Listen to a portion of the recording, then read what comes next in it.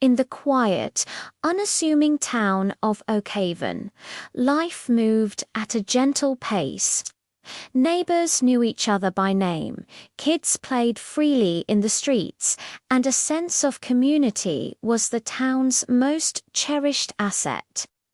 But in the autumn of 1988, a shadow fell over Oakhaven, a shadow that would linger for decades. It started with a whisper, a rumor of a young woman gone missing. Sarah Jenkins, a vibrant 19-year-old with a bright future, vanished without a trace after her shift at the local diner. The town was gripped by fear, a fear that intensified when, weeks later, her car was found abandoned by Miller's Creek, miles from her home. There were no signs of a struggle. No clues, just an eerie silence where a life used to be.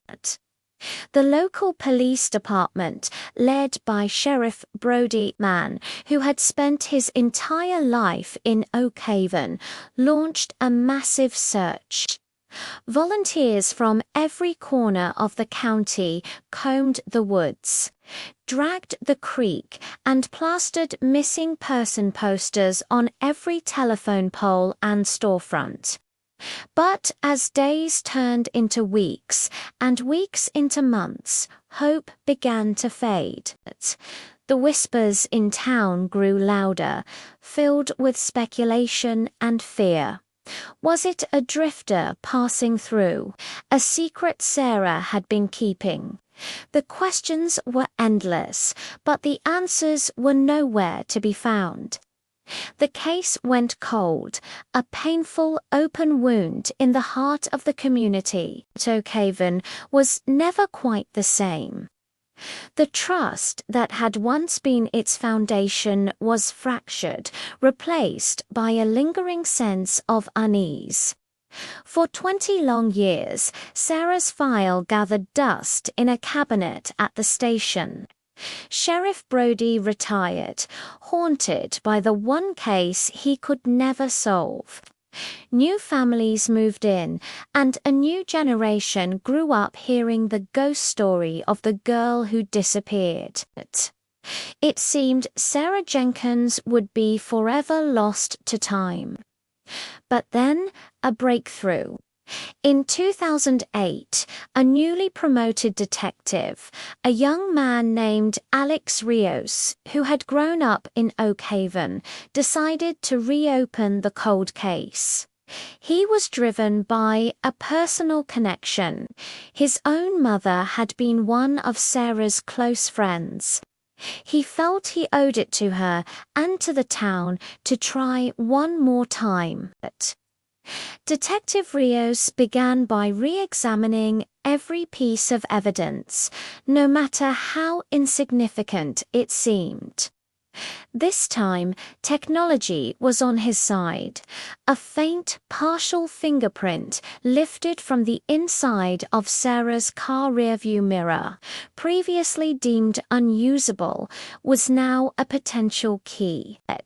Using advanced forensic technology unavailable in the 80s, the lab was able to isolate and match the print.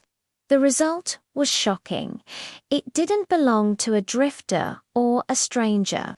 It belonged to a man who had been hiding in plain sight for over 2 decades. A respected local businessman, a family man, someone no one would have ever suspected. He was a pillar of the community, the last person anyone would finger for such a heinous act. The whispers that had haunted Oakhaven for so long were about to turn into a scream. The arrest sent shockwaves through the town. How could a man they all knew, a man they had trusted, be capable of such a thing? As the trial unfolded, a chilling story emerged. It was a story of obsession and rejection. The man had known Sarah from the diner and had developed a one-sided infatuation. When she gently turned down his advances, his pride turned to rage. On that fateful night, he had offered her a ride home, an offer she innocently accepted. The rest of the story was a tragedy that he had kept secret for 20 years, living a double life while a town mourned. Justice was finally served, but the scars on Oakhaven remained. The case of Sarah Jenkins is a haunting reminder that sometimes the most terrifying monsters are the ones we think we know. Thank you for watching.